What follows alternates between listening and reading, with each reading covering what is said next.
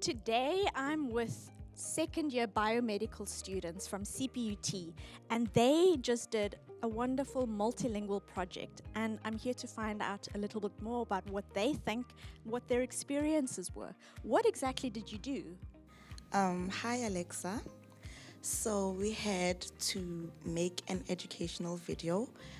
So the module is immunology. So we basically had to choose any topic from the textbook and explain it in your home language in a group of 4 to 5 or whatever language you'd have or whatever number you would have, but just in your home languages other than English. So a language other than English. Thanks, Katlego. The thing I wonder about when someone says home language, the immediate response is a person only has one home language. Is that something that you find to be true? No, it's not only your mother's tongue. I think even the language that you grew up to, the environment that you grew up in also affects your home language. As for myself, I grew up in an environment where they speak Sotho and my mother's tongue is Tsonga. Tsonga Yes. and Sotho. And what language did you do the video in? I did Sotho because that's the language I'm more fluent in. Thank you, Kensani. What do you think, Rafilwe? I'm thinking, yes, the environment also affects language because my mother is Venda, my father is Shona, but I'm speaking Sepedi because they chose to have a home in a Pedi-speaking area. So yeah, it's like that. And I'm wondering, Rafilwe, do you ever feel like those languages are competing inside you? No, I don't feel like because Kahai, we normally speak the language that's around, like the language that's influenced by the surrounding. So my dad does not speak his language, my mom does not speak her language. We all speak the language that's surrounding us, yes. And have you learned a bit of your mom and dad's languages? Yes, I can hear a little bit of Venda and Shona here and there, yeah. We spoke earlier, Boka, and you told me something very interesting that I completely agree with. People in Gauteng. Tell me about the people in Gauteng who come from Gauteng. So I was saying that people from Gauteng are more privileged than other people because in Gauteng they speak all the languages and people are forced to speak Sotho, Venda, Tswana. Whereas where I come from, Eastern Cape, we only speak Xhosa. Like Xhosa. If uzofika Eastern Cape uthethe isiSotho sizokujonga ngalanto ba hayibo uthina lona. And being with all these different languages in class, have you picked up anything? Yeah, I'm learning Sotho. I'm so obsessed with Sotho and Zulu. So there might be a Sotho gentleman on the horizons. Pindukule, you tell me a bit about your experiences with language and what you recently did. Okay, so I speak English, but at home, my dad is Zulu and my mom is Xhosa. But they usually speak Zulu at home. But I can only hear Zulu and a tiny bit of Xhosa. But speaking, that's a problem. So in my group, I did it in Zulu, which was a bit difficult, but it was also fun because I actually like learning languages. I was telling Alexa that I want to learn like every language because I want to travel also. And I told her that I was learning the Russian alphabet a few days ago. Like languages are just beautiful. Yeah. And you are beautiful. I think that's a serious commitment, wanting to learn the Russian alphabet. That shows that you really do like languages. Tobelani, tell me about the video that you produced in Dr. Graham's class. What language was it done in, and how did you feel like experiencing what you put out first and having it kind of language corrected by an Xhosa expert? What I can say, for me, it was easy for me to do my video because it was in Zulu. And like I speak a pure Zulu. And like the other thing is, there are other words that are not in Zulu. Like when you translate from science, they like this word I didn't know this word in Zulu, but you end up searching in Google, what is this, and then you get the word like, but it sounds like it's not the word like I expected to be. Yeah, but for me, like it was a experience for me to do that video because I had to go to YouTube and learn how to do videos because I'm not used to those to video thing.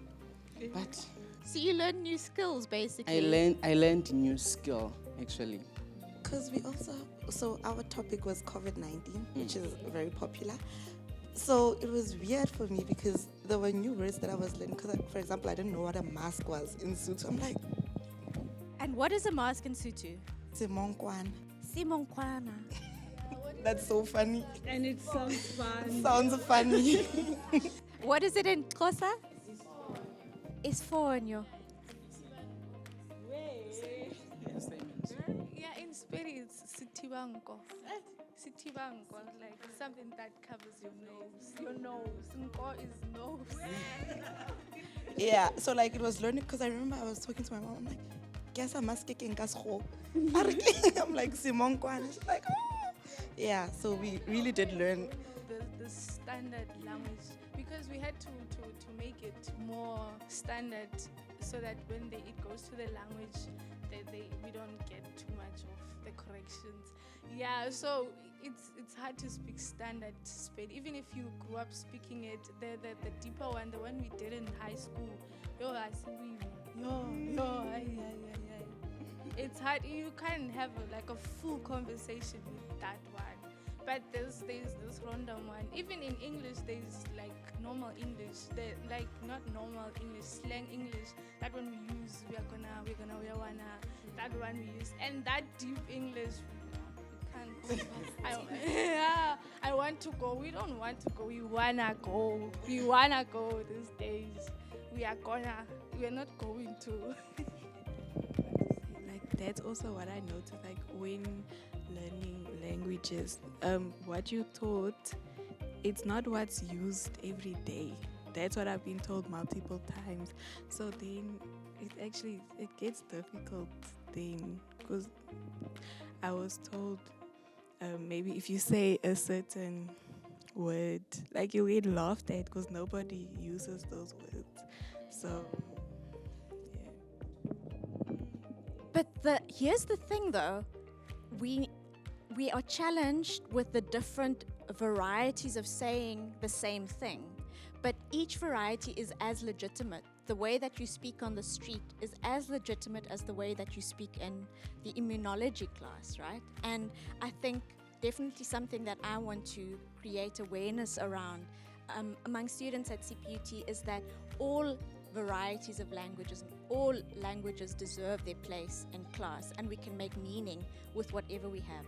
But I want to hear from you, Anwani, as a Chivenda speaker. You didn't do your video in Chivenda. I didn't. Butada hotobori ndine ndindote mutone abwamba Chivenda kakilasi yanga. So chipinga chotoma as student atingova nacho.